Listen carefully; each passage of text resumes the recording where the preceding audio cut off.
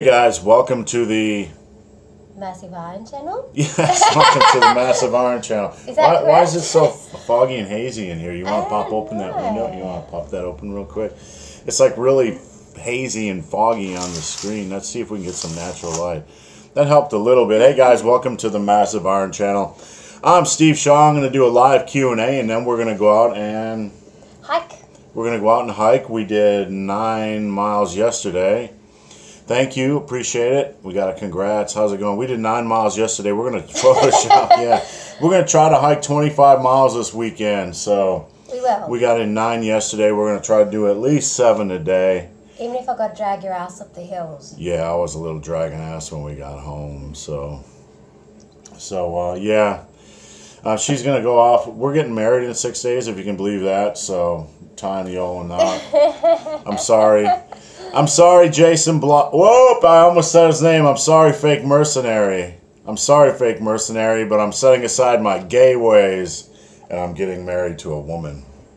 All right. I'll let you get on to your stuff. I'll start doing questions. All right, guys. I'm going to do questions for about a half an hour, so if you have any questions for the big, hairy, ugly dude. How long will a linear progression program continue to work? Good question, Bobby, and the answer is generally not long. If you try to add 5 to 10 pounds to a lift week in and week out, it's just not going to last very long. It's not my favorite way to train. I'm not saying it doesn't work, but check out my book, Massive Iron, which is linked below in just about every video. That's a better way to train, in my opinion, of course. And I wrote the book, so. Are fractional plates worth it? Thanks, Damon. I appreciate it. Are fractional plates worth it? Yeah, I own fractional plates. They're worth it on some lifts. Like some lifts, you simply can't get super aggressive with progression on. So they're definitely worth the investment if you are a hardcore lifter and looking for some good toys in your gym bag. Not getting big on high protein and high carb diet and calorie surplus. If you're not getting big and you're on a calorie surplus, you need to focus on making every set count. You need to focus on, make sure you're maximizing your time in the gym with the best exercise selection. Make sure you're maximizing your sets by making every set count, and you can check out my book, Massive Iron, for more information on that. And you need to make sure you're getting enough daily volume in the gym, and those are the big 3 things. And you're going to have to be patient and don't go into a super calorie surplus, because you don't want to get fat while you're building muscle. All right, guys, I'm going to be on here for about a half an hour today. Why does the keto diet the best diet in the universe? Actually, the keto diet is one of the least best diets in the universe because it's not sustainable for anybody other than Nido Keto, but I still love you anyway. I'll be off eating cake on the weekends and pizza. So people look, Nido Keto's on here, and he's a friend of mine, and I love him to death. And I'm just jabbing at him a bit, but people misconstrued or misinterpreted my comments about the keto diet because people like to do that. The keto diet does work. When I say it's not sustainable for 99% of humanity, that doesn't mean it doesn't work. That's just a real fact. Most people just don't want to stick to a keto diet, and it's just a very difficult diet to stick to. So if you can stick to it, God bless you. I have no problems with you wanting to stick to it. I, on the other hand, like to eat more freely. Do we need more recovery time as we get older? Yes, you do. Yes, you do. As you get stronger, you're going to need more. As you get stronger and older, you're going to need more recovery time. The joints and tendons and ligaments actually recover more slowly than muscles do. And that's not something we talk about a lot in lifting, because we always just like to focus on muscle recovery. But, if you're trying to do frequency training, your joints and your tendons and your ligaments, they take longer time to recover. So if you're strong and old, yeah, you're going to need more recovery time. So a split is probably, or upper lower with a lower volume per day is probably the way to go. All right, I'm trying to keep up on these questions. Squat question. Any tips or exercise to help me get out of the hole? That's a good question.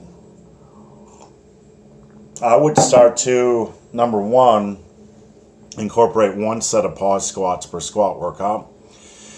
And out of the hole, one of the tips I teach people, and this is going to be crude, but it's ass up, hips forward, ass up, hips forward. When you're coming out of the hole, you have to concentrate on your glutes and your hips, excuse me, and you want to really concentrate on driving your butt up and then your hips forward. Moving your hips forward is going to be the primary mechanism for locking out a squat, and a lot of people leave their hips back when they're locking out a squat and lose a lot of their power. So that's my best tip. Tips on running west side while cutting. Don't run west side while cutting. That's my best tip, and I'm not being facetious, but you can't switch from, it's really not a good idea to switch from trying PRs on a different exercise every week when you're in a cut. When you're in a cut, you really need to dial the volume back, and you really shouldn't be trying to go for PRs when you're on a cut. Remember, your focus on a cut is to cut. It's not a strength building period. If you want to attempt to maximize strength or build strength up, it's better on a cut to do more volume work. Like I do 4x10s or 5x10s on exercise with a more moderate weight. So that's my best opinion, my most honest opinion. What to do to maximize testosterone and minimize estrogen outside of the gym? The biggest thing is diet. You need to really clean up your diet. Another big thing is diet quality.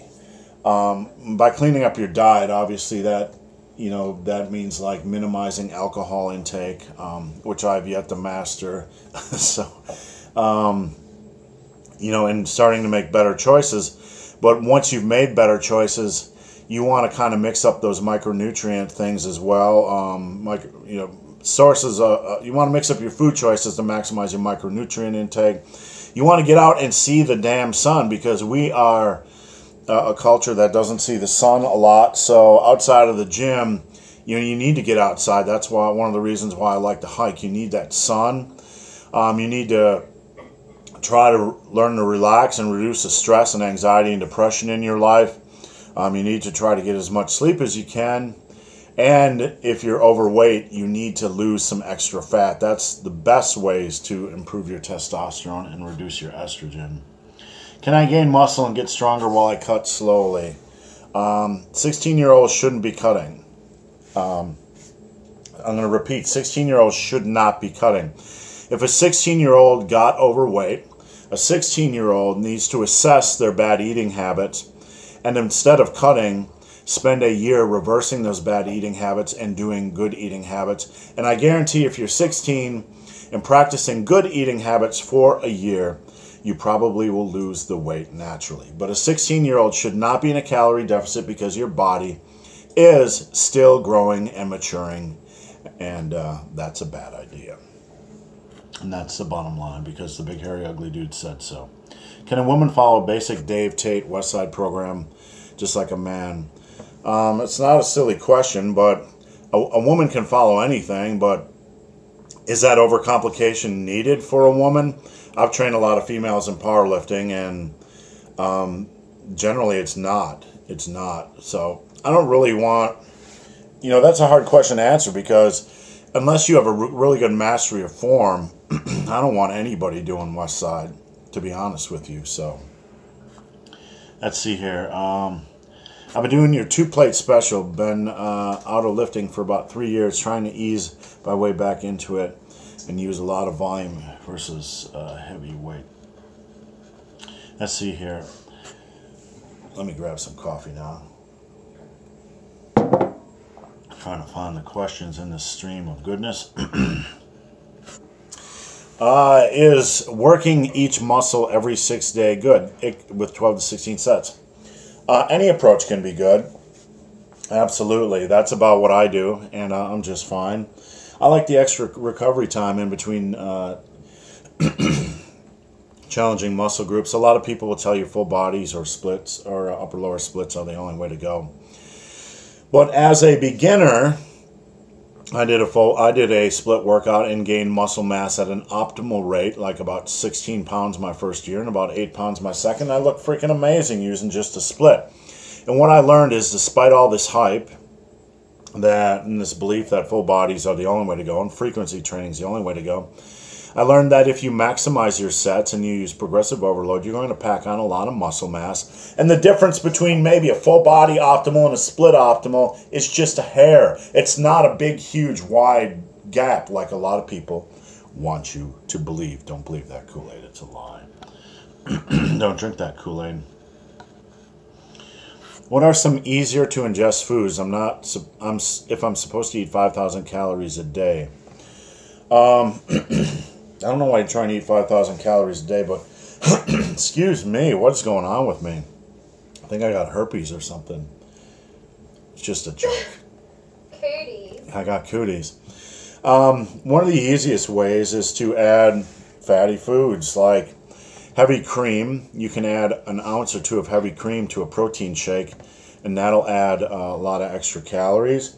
When you're having a meal at night, you can add a little bit of sour cream, full-fat sour cream, a little bit of cheese. Boom, before you know it, you got 300 extra calories on there. Fatty foods are the easiest way. So you just have to find fatty foods that can work with your existing meals or eating plans. Butter on vegetables, extra pat or two on butters. Extra pat or two on butters, and extra pat or two of butter on vegetables. Damn. Could 3 days a week for intermediate be enough? Absolutely, 2 days a week for intermediate could be enough. Don't major into minors. It's not about. You have to look at things in a weekly context instead of a workout context. And are you making those sets count? Are you pushing for progressive overload? If so, you're going to be just fine. 3 days a week is just fine. You ever get the chance, you need to come to Bama and hike Cheehaw, not a huge mountain. Oh, Alabama, yeah. I get around, so if we ever get around the state, we're definitely going to look for some of the best places. There's a movie about Alabama. Yeah, she says there's a movie about Alabama. There's probably about 100 movies about Alabama. She's so Australian. High bar, low bar squats for Ripito starting strength. Use what feels good for you on any program. Don't drink the Kool-Aid. Squatting there's no one magical way to squat, so you need to use the squatting style that works best for you. Any plans for another book? Yeah, I got plans for a big book. I got plans for a whole series, and I've been talking about it so long now that I'm making myself sick. But I have a whole series and a really extensive series of books that I want to put out, not to make money or be a dipshit or whatever, but when your life work is lifting, you want to get out your information and beliefs out there, before you pass on. I'm becoming an old son of a bitch, so I got stuff to do before I die, you know what I'm saying? So yes, absolutely. Do you consider barbells superior to dumbbells? I consider progression superior not progression. Look, if you're just looking to build muscle, it don't matter. Like barbells and dumbbells, you want to do both if you can. But I love dumbbell exercises, and if you push dumbbell exercises hard and heavy, you're going to make plenty of gains. It's really not. It's a really complex question. Damn, I got a frog in my throat this morning. I'm going to scare away all the viewers. But yeah, you can use dumbbell exercise. Don't worry about what is superior to what. That's such a generic question. Like, some dumbbell exercises might be superior to the barbell alternative and vice versa. So it's too complex of a question to answer in the way it's stated. What about managing sleep when you do shift work? You know what? Anybody that's had kids will tell you they don't sleep very much. And this notion that you need to have optimal sleep for good gains is BS, quite frankly. You sleep when you can, and if you can get in 15 to 20 minute naps or rest periods during the day, you can.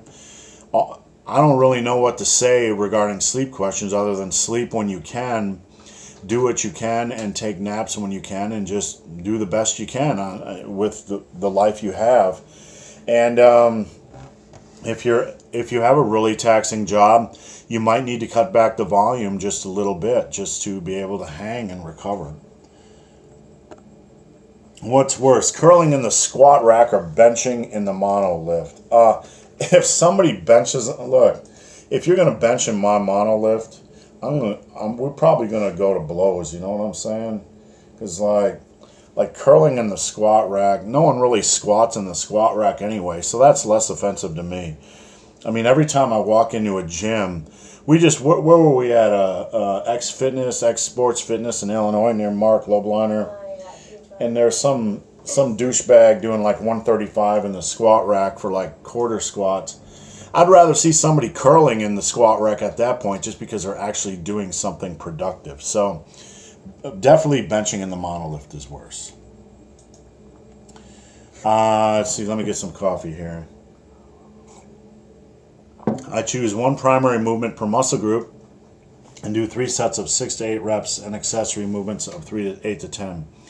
That's good. I like to do one big hitter, and then you start with the big stuff, and then you go to the less intense stuff as you move along. And then when you're just about super fatigued, I get out of the gym with a finisher. Typically, not always, but yeah, that's a good approach. But when you're talking about I work within 8 to 10 rep ranges, that can be very, very generic, okay? Because if you're not maximizing those sets, it doesn't really matter what rep range you're doing. So don't be fooled by that. Reps are not magical. Progression is magical. Why are people completely fine with a barbell split, but a once a week full body workout is taboo, even though it's the same thing? Why are people completely fine with a barbell split, like a bro split, but once a week full body workout is taboo? Once a week full body workout to me is not taboo. I don't know who's taboo with it. If somebody thinks it's stupid, all exercise pretty good. So, Morning Grave, how's it going? My little son. I say little just because I'm a big fat old guy. Actually, you know. See my little son too? On the internet, I live in the ghetto, and I cook steroids in my kitchen, and all kinds of stuff. It's crazy the life I live on the internet, according to YouTube Fitness. So it's really, really crazy. Do you lose weight when you eat clean, but you get in the same amount of calories if you're eating junk food? You're making a big assumption. The question is, do you lose weight when you eat clean, but you get in the same amount of calories you were eating junk food? Most people eating junk food aren't counting calories. So if you're counting calories and maintaining calories on junk food, then you probably won't have a weight issue, okay? You might feel like crap, obviously, but an overweight person or a teen that gets overweight or anybody that gets overweight or anybody that's eating a lot of junk food typically is gaining weight because they're not counting calories. So it's an oddball question, to be honest with you, because it's not founded in reality for 99.9% of us. Grave Overkill says all Photoshop too, right? All Photoshop. This life is Photoshop. I have a whole wall of steroids right here. Oh, wait, no, I don't. I have rum. I have maple syrup. I have coffee. I have a small little bag of Doritos. That's in case of emergency, you know what I'm saying? We got a bunch of Girl Scout cookies that we keep buying because we like those little Girl Scouts, but we don't eat the damn things. Like, what are we going to do with all those Girl Scout cookies? And we got a little bit of coconut oil, coconut oil is magic. And I'm telling you, it's magic. It's magic in the bedroom, because this is a pro tip. This is a life tip. Coconut oil is magic in the bedroom because you can apply it on special areas, and you can lick it. It tastes a lot better than olive oil, and it's, you don't want to use one of those chemical lubricants. All right, there's some shameful stuff. Tommy says, I'm a big frame guy sitting at 283 and need to build more chest size and lower pec size. Just watch your weight, man. Just watch your weight, because that's a dangerous weight to be at as you age. How to prevent hamstring cramps while bench pressing? That is a good question. It is a good question. I don't know if this will help, but it's a tip worth trying. I put together a tip on the bench that when you're benching, when you're pressing down, or when you're lowering the weight, pretend these are your feet. You want to press down and press your feet or your the toes, if you're on your toes or on the balls of your feet or whatever you're on, you want to press away or push away from the bench to help you stay tight in your lower body. That tightness might help, it might not help. I used to get a lot of cramping in my back while benching, and I really don't know what to do other than make sure it's nice and loose before you go in, and loosen that area up. If you have an issue, you might want to do a little foam rolling or keep that area hot with something with some kind of a heat balm, and then you might want to take some electrolytes before you go in, just as a backup plan. That probably won't help much, but it's sure worth a try. Let's see, Joel Clear says, and that's your workout tip for the day, multi-purpose coconut oil. Yep, coconut oil. Coconut oil works great in the kitchen and great in the bedroom. I'll be coming out with a new line of coconut oil products soon. Can you explain a little more about 8 to 10 rep goal for muscle mass? Here's what I say. Don't worry about reps. You want to be in the general rep range, 8 to 10 reps. For most compound movements, 8 to 12 reps. But that's not the magic. The magic is pushing a set for as many reps as possible. When you do so, you're recruiting a maximal amount of muscle fibers. You don't have to train to failure, but if you're doing bench presses, and say you are theoretically able to knock out 12 reps with 200 pounds on the bench, if you stop at 6 reps, those first 6 reps are easy as heck. If you stop at 8, a little bit more challenging, but still pretty easy. If you push yourself all the way to the 12 reps, you can do it that way. You're recruiting a maximal amount of muscle fibers and increasing the likelihood of building the maximal amount of muscle mass. And that is the most important thing, not the actual rep range itself. So that's the bottom line, because the big, hairy, ugly dude said so. I'm a teen. I already eat clean and do calorie count, but I'm around 16 to 17% body fat. I'm not happy with my body shape.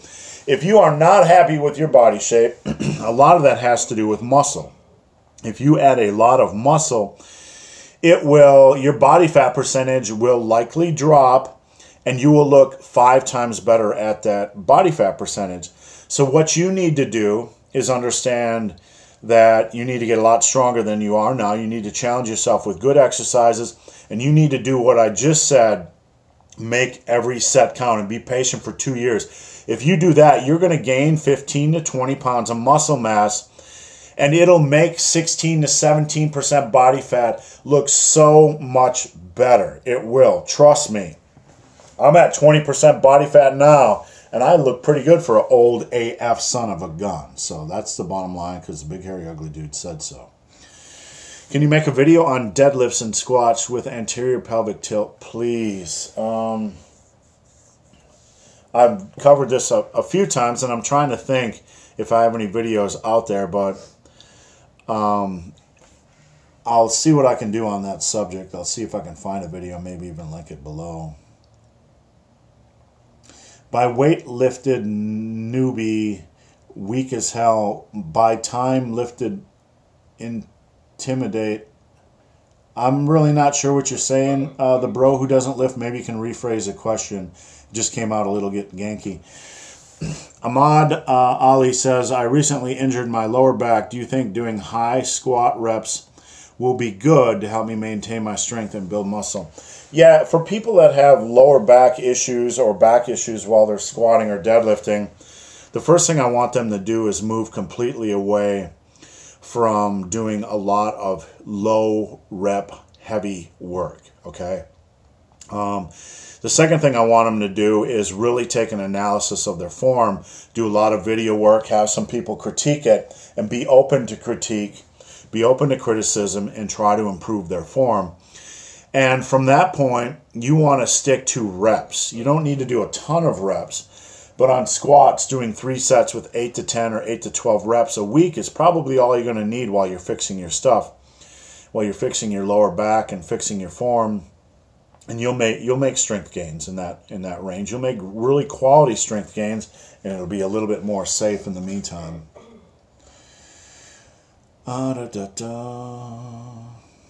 Let's see, how much... Well, let me get some coffee here. Do you want me to do it? I mean a sippy.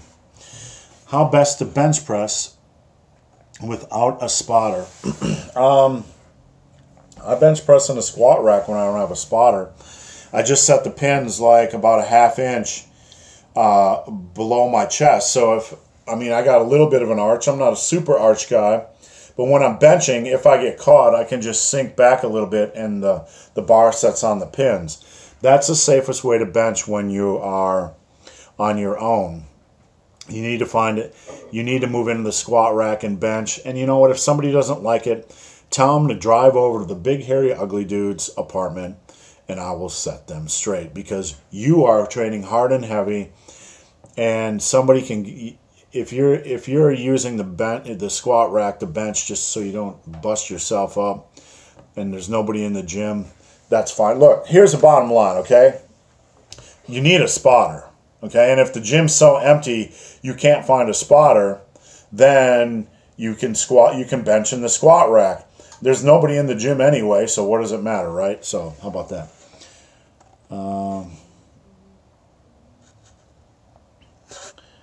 Let's see here. Why am I strong but skinny? 315 bench, 215 row, 495 deadlift. You're probably not getting enough training volume in, and you're probably not making every set count. You can get a lot stronger without building a maximum amount of muscle mass, just by improving your form, improving your tendon and ligament strength. And you can build strength on lower volumes, but that doesn't mean it's more optimal for hypertrophy. You can get a lot stronger than you are now with a proper hypertrophy program, but you need more set volume each week, and you need more set intensity, meaning pushing sets for as many reps as possible. Okay, I'm going to block this dipwad because I don't know what planet he's from. Do you ever go to some gyms and the weights are much lighter than others?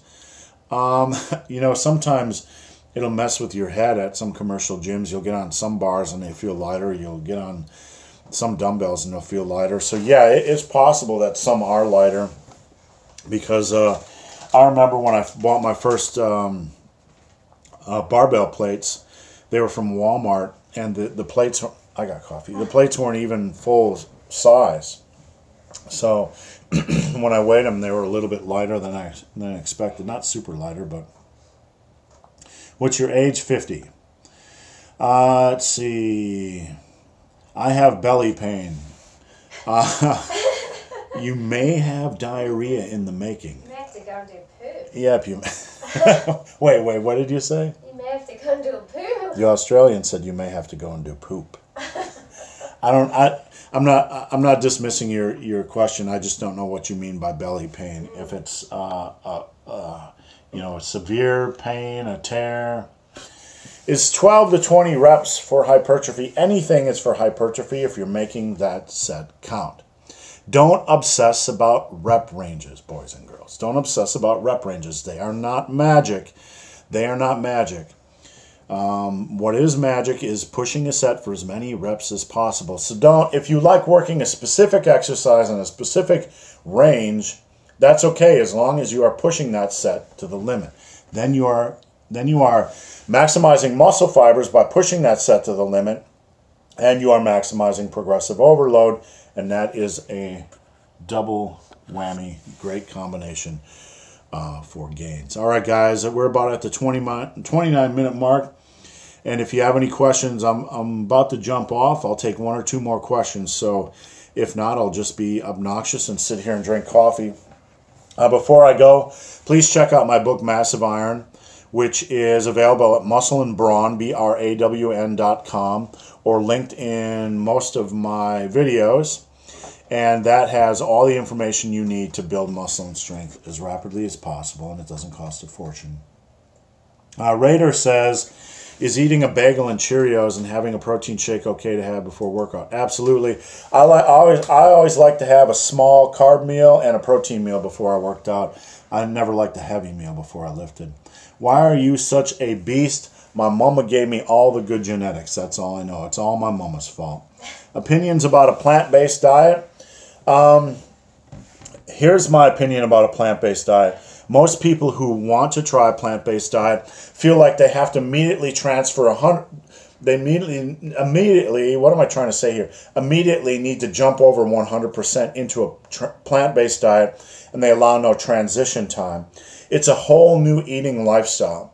So if you want to try it, don't think you just have to immediately make the jump. Transition, learn recipes, learn food combinations, learn how to cook, and then see if you like it. You can really make any diet lifestyle taste good. And if you feel like you can live without meat, then give it a try. But don't pressure yourself to make the jump immediately.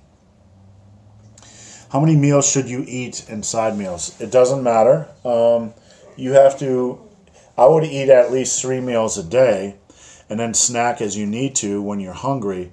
But don't feel like there's a specific magical number of meals you need to eat per day to build. That's not true. How do I fight sugar junk food cravings? Stop eating sugar. It's creating this crazy insulin roller coaster for you. Get off the sugar if you got intense cravings. Get off of it. Go full detox. Treat it like you're a cigarette smoker and you need to stop smoking. That's really and start replacing and start eating a little bit of fruit. But if you're having intense sugar cravings, you need to cut that umbilical cord and let that thing just die. How tall is Alan Roberts? It's hard to tell when we're spooning. He seems a little bit shorter than me, but I don't want to give away all of our stuff. How should I work? Why should I work out with bad genetics? You don't have bad genetics. No, don't even. Even people with the worst genetics can pack on a lot of muscle and strength. I have awful genetics, so I don't want to hear that card. You need to go in the shame corner and cry and just whine a little bit. And sorry, Chris, but that's bullshit. That's your attitude. That's not bad genetics. You have a bad attitude. You don't have bad genetics. Pick up your balls and put them back in. All right, guys. Yeah, pick up your balls and just do the work that's required. And stop whining. So guys, hope this video has been of some help. If you have any questions or comments, check out the link below. If you made it this far in this video and have yet to subscribe to my channel, please do. I'd appreciate the support. I love you all, and sometimes I have to give you tough love, but I do so because I love you. So guys, as always, thanks for watching. Have a great day. Let me figure out how to play this video. There we go.